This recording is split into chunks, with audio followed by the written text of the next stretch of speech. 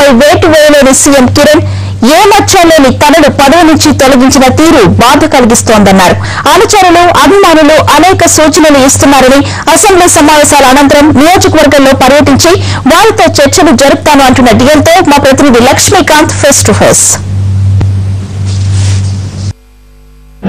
Congress party senior నేత DL Ravindra Rao గారు మనతో పాటు ఉన్నారు. తన రాజకీయ భవిష్యత్ కార్యాచరణ ప్రణాళికపై మనతో మాట్లాడడానికి ఉన్నారు. సార్ చెప్పండి, 2004-2009 వరకు వైఎస్ రాజశేఖర్ కాంగ్రెస్ ప్రభుత్వం వచ్చిన తర్వాత మంత్రిగా మీరు కిరణ్ కేబినెట్ లో మంత్రి అయ్యారు. తర్వాత కొద్ది కాలం సఖ్యతగా ఉన్న మీకు ముఖ్యమంత్రికి మధ్య ఎక్కడ భేదాభిప్రాయాలు వచ్చాయి? నాకంటూ రాజకీయాల్లో మంచి మిత్రుడు రాజశేఖర్ రెడ్డి. కిరణ్ కుమార్ రెడ్డి నేను రాజశేఖరుడు నాకు శిష్యుడు కాదు, మిత్రుడు కాదు, నాకు రాజకీయ సమకాలీనుడు కాదు. నాకు రాజకీయాల సమకాలీనుడు రాజశేఖర్ రెడ్డి మంచి మిత్రుడు కూడా. అంతేగాని కిరణ్ కుమార్ రెడ్డితో నేను సఖ్యతగా ఉండటం ఇప్పుడు విడిపోవడం లేదు మా ఇది కాదు. సిద్ధాంతపరంగా ఎవరితోనైనా నేను వివేచించి మాట్లాడతా. అంటే వాళ్ళు తప్పు చేస్తే ఈ పథకం ఈ పద్ధతిలో ఉంది, ఈ పద్ధతిలో ఉంది, దీని విధంగా మాట్లాడాలని చెప్పి మాట్లాడతానని. అంతేగాని నాకు ఆయనతో సఖ్యతగా ఉండి ఇవాళ పొద్దున చూసిన పేపర్లో చంద్రబాబు స్టేట్మెంట్ ఇచ్చినాడు. రాజశేఖర రెడ్డి గారు ఏలేని మంత్రిని అంటే కిరణ్ కుమార్ రెడ్డి నాకు ఇచ్చినాడు. అంటే ఈ చంద్రబాబు ఈ కిరణ్ కుమార్ రెడ్డి దయాదాక్షిణ్యం తీస్తారని నాకు దట్ ఈస్ ద కేస్. ఈ చంద్రబాబు ఈ కిరణ్ కుమార్ రెడ్డి దయాదాక్షిణ్యం ఇచ్చే మంత్రి పదవి కానీ పదవి కానీ ఏదైనా అక్కర్లా. మా పార్టీ అధ్యక్షురాలు సోనియా గాంధీ నేను గత 35 సంవత్సరాలుగా పార్టీకి చేసిన సేవలను గుర్తించి మంత్రి పదవి ఇచ్చింది. గతంలో కూడా నేను 89లో నాకు మంత్రి పదవి వచ్చినప్పుడు రాజీవ్ గాంధీ గారు మా పార్టీ అధ్యక్షులుగా ఉన్నారు. ఆయన కూడా నేను పార్టీకి చేసిన సేవలు అంతకుముందు నేను జనరల్ సెక్రటరీగా ఉన్నా, ఆయన పార్టీ అధ్యక్షులుగా ఉన్నప్పుడు వైస్ ప్రెసిడెంట్గా ఉన్నా, పార్టీకి చేసిన సేవలు గుర్తించి నాకు మంత్రి పదవి ఇచ్చారు. కానీ ఇవాళ చంద్రబాబు చెప్పినట్లు రాజశేఖర్ రెడ్డి కిరణ్ కుమార్ రాజశేఖర్ నా సమకాలికుడు, నా మిత్రుడు, ఆయనకు ఎన్నో ఇబ్బందులు ఉంటాయి, ఇచ్చిపోవచ్చు. అంత మాత్రం రాజశేఖర్ రెడ్డి ఇవ్వకుండా కూడా మా కిరణ్ కుమార్ రెడ్డి ఇచ్చిన ఆయన చెప్పడం చాలా దురదృష్టకరం. నీ కిరణ్ కుమార్ రెడ్డి అయితే చంద్రబాబు నువ్వు దయచేసి ఆ కిరణ్ కుమార్ రెడ్డి కాళ్ళు పెట్టుకుని నువ్వు మంత్రి తెచ్చుకోవాలని నాకు అటువంటి మంత్రి పదవి వద్దు. 35 సంవత్సరాల పాటు కాంగ్రెస్ పార్టీలో ఉన్నారు. 2 రోజుల క్రితం మంత్రి పదవి పోగానే మీరు మళ్ళీ జిల్లాకు వచ్చిన సందర్భంలో మీ ఆహ్వానంలో కానీ మీ అభిమానులు కానీ ఎక్కడా కానీ కాంగ్రెస్ సంబంధించిన ఆనవాళ్ళు లేకపోవడం, మీ అధినేత సోనియా గాంధీ ఫోటో కూడా లేకపోవడం పైన చర్చ ఇదినే ఉంటుంది. సాధారణంగా ఇది ఎట్లా ఉంటుందంటే అండి, ఇప్పుడు రాజశేఖర రెడ్డి గారి మరణానంతరం కాంగ్రెస్ పార్టీకి జెండా పెట్టుకుని దిక్కులేదు ఈ జిల్లాలో. అసలు కాంగ్రెస్ పార్టీ జెండా ఏంటి? ఎవడైనా కాంగ్రెస్ పార్టీని, సోనియా గాంధీ గారిని, కాంగ్రెస్ అధిష్టానాన్ని ఎవరైనా మీరు సపోర్ట్ చేస్తుంటే మా జగన్మోహన్ రెడ్డికి ముఖ్యమంత్రి కాకుండా అడ్డుపడిన మీరు కడప హెడ్ క్వార్టర్స్ కూడా వచ్చేదానికి లేదని కడప 3 కిలోమీటర్ల దూరంలో టెంట్లు వేసుకుని రాజశేఖర రెడ్డి గారి అభిమానులు అనుయాయులు మమ్మల్ని అడ్డుకుని పోతున్నారు. నేనొక్కరి ధైర్యంగా మిగతా వాళ్ళు కాకపోయినా కూడా ఏ మీటింగ్ జరిగినా, జిల్లా పరిషత్ మీటింగ్ జరిగినా, ప్లానింగ్ బోర్డు మీటింగ్ జరిగినా 3-4 నెలల పాటు ఒక్కరిని ధైర్యంగా పోయినా. మళ్ళీ మేము ఎప్పుడు ఈ ఒడిదుడుకుల మధ్య దాదాపు 3 సంవత్సరాలు కాంగ్రెస్ పార్టీ జెండాలు లేవు. నేను మంత్రి అయిన తర్వాత పూర్వాంధ్రలో మా నియోజకవర్గంలో ఒక కార్యక్రమంలో పాల్గొంటూ మీరు పార్టీ కార్యక్రమానికి ఖచ్చితంగా జెండాలు తీసుకురామని చెప్పడం జరిగింది. అంతేగాని ఇదేదో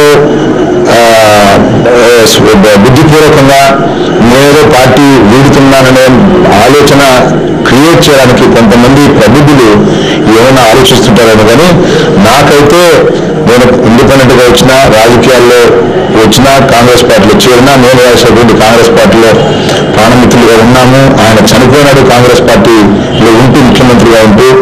నాకు ఏ కోశాన్ని కూడా కాంగ్రెస్ పార్టీ వీడాలని కానీ ఎటువంటి పరిస్థితి లేదు. అయితే కార్యకర్తలు కొంతమంది ఈ బాధలో ఎందుకు 30 సంవత్సరాలు సేవ చేసినాడు, రాజశేఖర గారు చనిపోయిన తర్వాత కూడా ఆయన తన ఎనిమిదిగా పోటీ చేసినాడు, ఈయన్ను అంత అన్సెరమోనియస్ గా రాజీనామా ఇచ్చిన తర్వాత కూడా, ఇస్తానన్న తర్వాత కూడా అన్సెరమోనియస్ గా ఏది మనసులో పెట్టుకొని డ్రాప్ చేశారు, ఎందుకు బర్తరఫ్ చేశారు, ఎందుకు డిస్మిస్ చేశారు, డిస్మిస్ చేసే తప్పేముందని బాధపడుతూ రకరకాలుగా చెప్తున్నారు. కూడా నేను ఒకటే చెప్తున్నాను, మీ బాధలు తొందరపడిగా చెప్తారు. కానీ మనం బేసిక్గా కాంగ్రెస్ సిద్ధాంతాల పట్ల కట్టుబడి ఉన్నాం చేస్తున్నాము. కాంగ్రెస్ సిద్ధాంతాలు అమలుపరిచే వ్యక్తిగా సోనియా గాంధీ మనం సపోర్ట్ చేయాలని చెప్పడం జరిగింది. కానీ ఒక జెండా లేదనో లేకపోతే ఆమె బొమ్మ లేదనో చెప్పడం తప్పు. నేను ఎప్పుడు వ్యక్తిగతంగా ఆమెను అభిమానిస్తాను. ఎందుకంటే ఇప్పుడు పదవి అంటే పాకులాడి పదవి కోసం నానా తంటాలు పడి నానా అవతారాలు పెడితే ఈ రోజుల్లో సోనియా గాంధీ గారు తనకు వచ్చిన పదవిని సిపిపి లీడర్ని ఏమైనా అంటే సిపిపి లీడర్ ఆటోమేటిక్గా ప్రధానమంత్రి డెసిగ్నేట్ అవుతారు. ఆమె ప్రధానమంత్రి తీసుకోకుండా నేను చూశానండి ఢిల్లీలో 2004లో రాజశేఖర రెడ్డి నేను హోటల్లో ఉంటే ఆమె ఆ హోటల్లో కరుణానిధి గారు ఉంటే సింపుల్గా ఒకటే వచ్చి కరుణానిధి చెప్పిపోయింది నాకు వద్దండి నేను మన్మోహన్ సింగ్ గారిని వెళ్తున్నానని చెప్పి. అటువంటి వ్యక్తిని మేము అవమానించడం కానీ నోటు కానీ చేసే ప్రశ్న లేదు.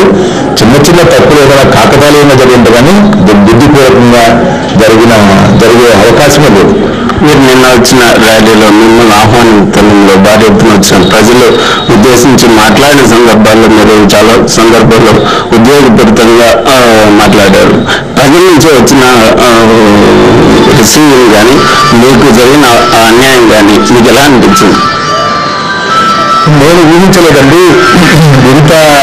అంటే అందుకని నేను పదే ముఖ్యమంత్రి గారికి నేను అభినందనలు కూడా తెలిపాను, కృతజ్ఞుడని చెప్పాలనుకున్నాను. ఎందుకంటే అతనికి కృతజ్ఞుడిగా ఉండాల్సిన కర్మ నాకైతే పట్ల కృతజ్ఞుడిగా ఉండను. నేను అభినందనలు ఎందుకు చెప్పాలంటే అరే నువ్వు తీసుకున్న నిర్ణయం నిజంగా మా ప్రజల్లో ఇంత అభిమానం ఉందా నా మీద అనే ఒక ఇది వచ్చింది.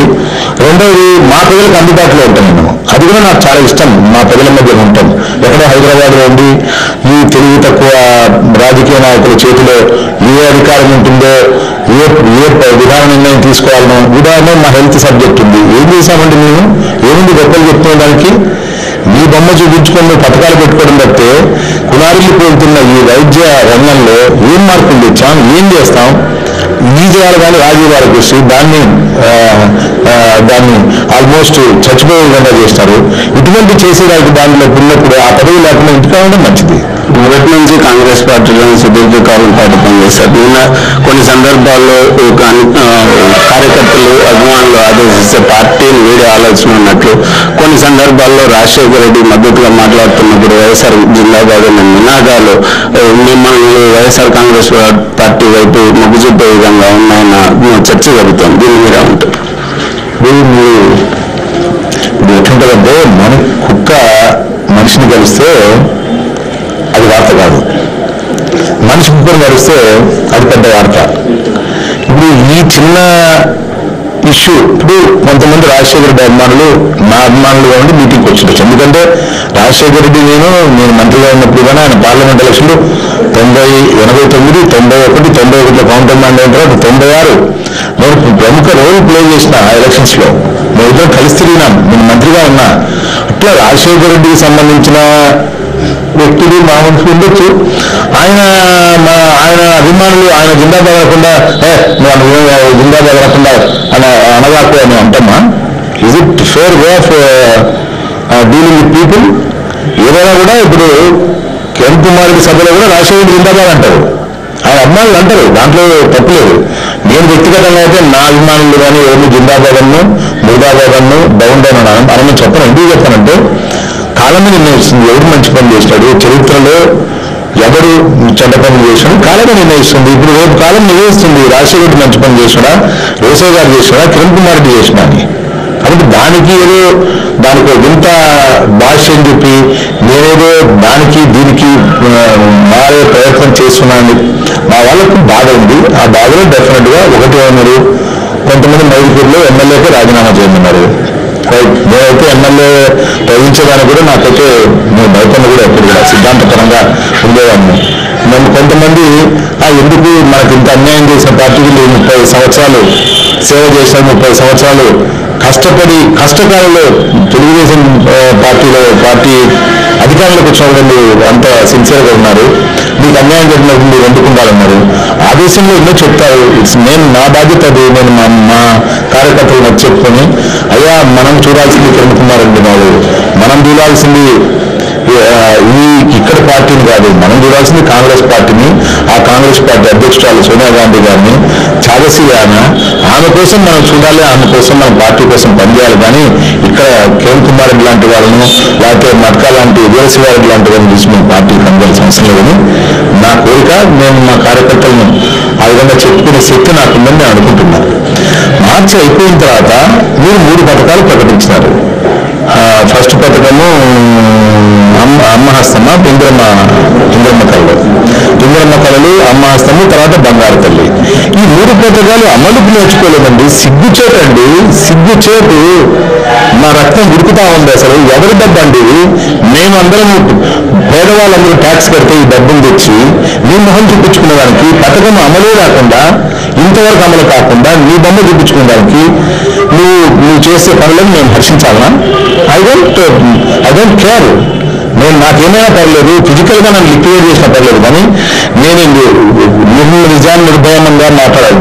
నువ్వు ఒక పథకం ప్రవేశపెట్టు, 5 నెలలు 4 నెలలకు చాలా చక్కగా అమలు జరుగుతూ ఉంటే ఎస్ మిస్టర్ కిరణ్ కుమార్ రెడ్డి అసలు నేను చాలా టైం మ్యాగజైన్లో పెట్టాలి, అమెరికన్ టైం మ్యాగజైన్లో ఈ పథకాన్ని ఇంత చక్కగా అమలు చేస్తున్నాను. పథకం అనౌన్స్ చేయడము, పేపర్లో బొమ్మ వేసుకోవడము, ఆ పథకం అమలు జరుగుతుందో తెలియకుండా ఉండటం చాలా దురదృష్టకరం.